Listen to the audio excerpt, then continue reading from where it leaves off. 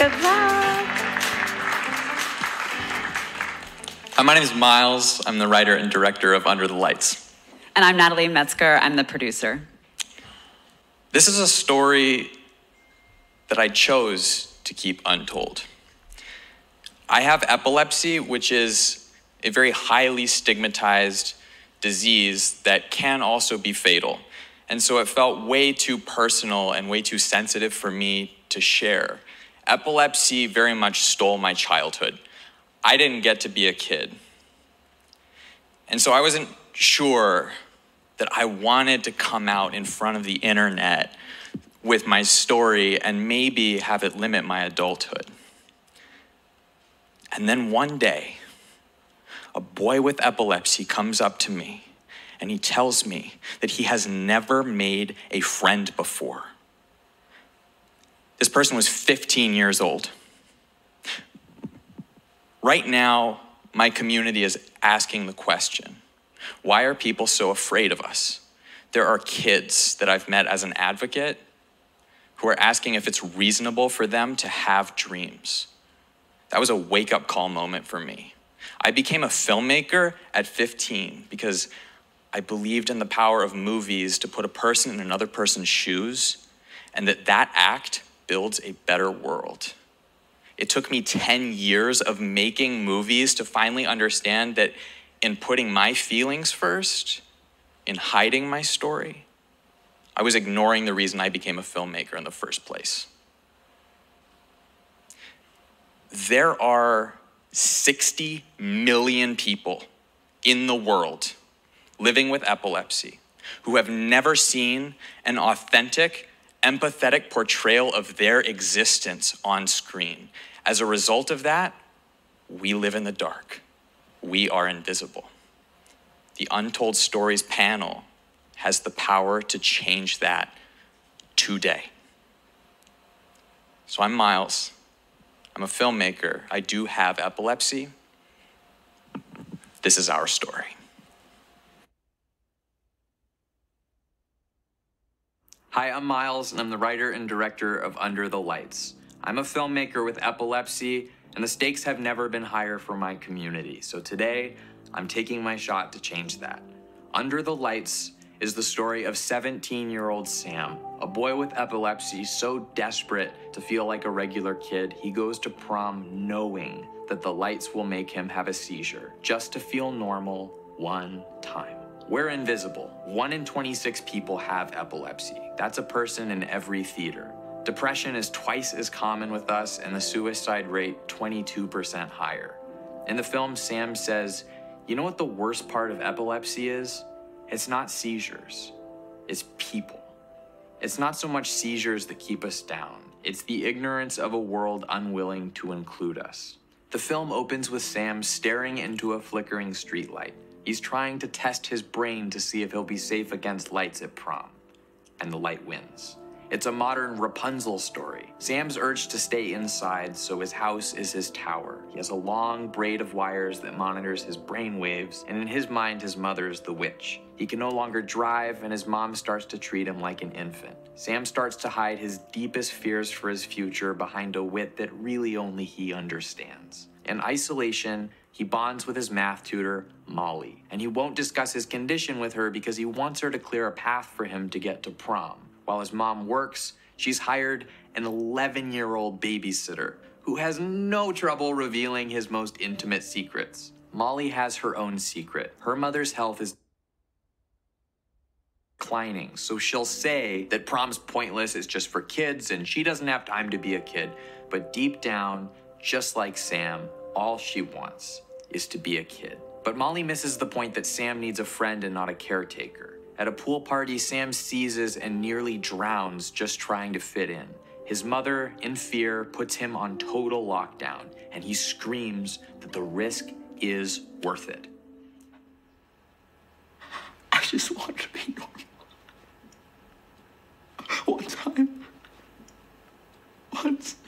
His school bans him from prom so that he won't, quote, ruin it for other kids. Worse, it was Molly's misguided help that caused it. Why would you go to prom if you knew that the lights would make you have a seizure? Because it's worth it. He's determined to go, but when he discovers a chance to help Molly through a family disaster instead, he sacrifices his mission to choose his only friend. The film ends with Molly helping Sam dance under the streetlight, just like the beginning. Because they've chosen to be there for each other, they're able to have a version of the special night they wanted. Tonight, they're just kids, like everybody else. The tone is dramatic, not traumatic. The seizures are actually shot the way I experienced them in real life, as missing frames in consciousness. Scenes indoors are very tight and confined, and Sam's brief independent moments are very vibrant and fluid. The film invites the audience to experience Sam's world the way I see my own. It's that constant longing for simple things that others take for granted, but also the lesson that that feeling is universal. The script placed in the top 1% of over 8,000 scripts in the 2021 Academy Nickel Fellowship. Like Sam, I spent most of my childhood inside, closely monitored. I saw close to 100 physicians before I was 18, and I do still struggle with limited independence. But in film, I found purpose, even though film sets are some of the most anti-disability environments around. How many directors can you name that are openly disabled? The reason is that most of us are denied opportunities by projects that just kind of assume we can't do the work. But in the last 10 years of my filmmaking, I've created accommodating sets where my disability has never been a problem. Under the Lights sends a message that disabled filmmakers can be included, and our perspective is valuable. The film has an enormous built-in audience, making it an evergreen story. But this isn't just a social movement. The universal experience of the film is that everyone has a silent struggle. No one wants to feel left out. And all it takes is for somebody to listen. It's a family movie about wanting to see a loved one succeed. The Under the Lights short proved we will succeed. I couldn't believe the response. A year before the release, international fan art came in every day, from kids asking questions about epilepsy. Patients used the film to come out, and one organization sent Under the Lights prom kits to kids who were unable to go. The film won awards at Academy qualifying film festivals, and then the videos came. Yesterday, I shared a short movie in my Instagram story. This film is one of the most incredible films I've ever had the privilege of watching. And I just want to thank you for everything you're doing. We were deeply moved by it. It's helping me heal.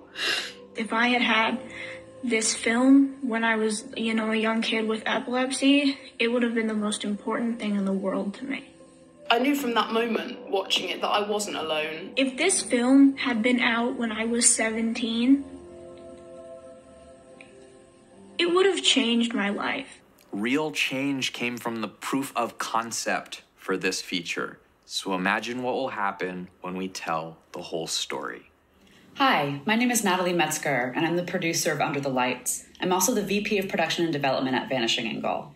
At Vanishing Angle, we like to support risk-taking filmmakers who are telling a bold story from a unique point of view. The story behind Under the Lights is being told from a filmmaker whose perspective hasn't been included on feature film sets before. I first met Miles at the 2020 Sundance Film Festival, and I was blown away by his passion for independent filmmaking. As I got to work with him, I got to see his incredible work ethic, his creative problem solving, and his artistic drive. I produced many feature films before that have gone on to win awards and become festival darlings, including Thunder Road, Greener Grass, The Beta Test, and Werewolves Within. I've also produced a lot at this budget level and feel confident that we can create a film with a very high production value, both with my established connections with cast and crew, plus SAG's diversity and casting incentive, plus Miles' strong artistic vision and connection to the material. I think we're going to create something very, very special. Miles' film, Under the Lights, is one of the single greatest opportunities to end stigma and educate the masses about this far too common disease that has no cure. I cannot overstate how important this film is to the Epilepsy Foundation and the 65 million people living with epilepsy around the world. I feel so privileged to be part of this amazing project, Under the Lights. I have no doubt that this might be the biggest contribution I can ever make to change this world in my whole career. Cinema and TV are at the root of most of the stigma that keeps my community silent. I don't really blame the public for fearing our disability because most people have only seen a seizure in a hospital show or in a horror sequence. They haven't heard our story yet. I'm ready to tell it. Cinema is the answer. The question is if you'll join me. And I sincerely hope that you will. Thank you.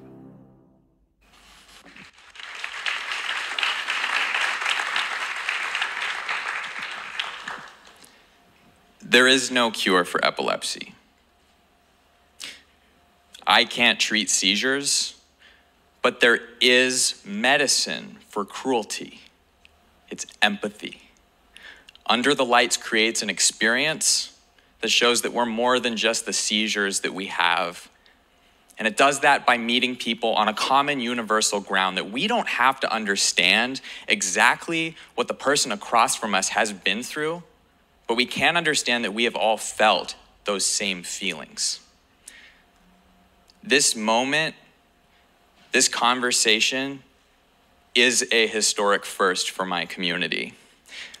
That is a responsibility. It is also an enormous privilege. And so I thank you for this opportunity, and Natalie and I would love to take your questions. Thanks. I have a question. Congratulations, first of all, on your achievement and on the success of the short film. I'd love to hear a little bit more how your vision on the feature will differ or expand on the short film. Absolutely. So in 10 minutes, what we covered was the experience that is universal with people with disabilities is that it's really, really hard to watch someone else just go do the thing that you so desperately want to do and that the world and the people in it will deny you. What the feature covers, and this is what is truly untold, is the nuances of what happens behind closed doors. What is it like to be mom? Frankly, my mom, giving up everything you planned for in life just to make sure your family is going to be okay. Having to choose between their independence and the dreams and their safety, that has to be sacrificed. What's it like to be mom? What's it like to be a friend that's struggling to understand and who is asking the wrong questions but does care and does not need to be antagonized, right? Yeah. This film covers all those nuances. It's the story from diagnosis all the way to acceptance, which mirrors anyone's silent struggle, that it is important and necessary to ask for help. And on the other side of the aisle, it is important and necessary to listen. You have multiple layers of, in examples, I think, of just ableism in your story, including the shame that your supporting character has of having a mother with Alzheimer's, which I think is just a beautifully, almost like, inclusive way of including, like, you too, it's just really kind of expands it. How else in your story, both experientially as a filmmaker, as you've kind of cited, do you see this, I call it edutaining, but this thread of ableism throughout, because we are all impacted and we all honestly live less full lives because of, just a general lack of access. So how else are you seeing that? Absolutely. Something that was very important to me in this story was to not follow the traditional trend of disability stories that are very, very black and white and how they send that message, which is normally it is, I'm struggling, you don't understand, and so you're the bad guy, right? You'll never understand what it's like to be me. In Under the Lights, what we say is, I believe that you want to be a good person. I believe that you mean well, and that awful, horrible thing that you just said to me comes from a place of simply not having enough information. What I say as an advocate a lot is that stigma is a very simple beast, and that's why it's exciting, is that it can be solved because it's simply a lack of information, and so we go to our lizard brain and we respond with fear. And so Under the Lights offers empathy to the able-bodied. It says, you're not the bad guy just because you have privileges that I don't. You just need to have the information and you just need to listen, and you're already equipped with that. Let's talk. And something that we're actively trying to do is also to extend that conversation behind the scenes as well. So we are actively going to be making an accommodating set both to accommodate Miles' disability, but also to hopefully have other cast and crew that have disabilities so that, you know, it's a slightly extended production schedule that can help accommodate that. I want to add 2 dreams I have for this film. One, in the prom sequences, there will be people who were denied access to prom in real life. They will have that experience. Here's the other one. As I mentioned in the video, as directors with disabilities, we hide that on purpose because we want to be hired. My dream is that Under the Lights creates this blueprint that another filmmaker with a disability can look and say, look, it was done. How did they do it? Because now I know that I can direct too, and furthermore, other sets can say, oh, okay, well, they accommodated a director with a disability. We can too, because a lot of the time it's simply that someone just didn't ask me what I needed. And what I needed was a slightly different call time. You know, imagine that. It's gonna create a track record and proof that it can be done. Thank you guys so much. Great film. Thank you.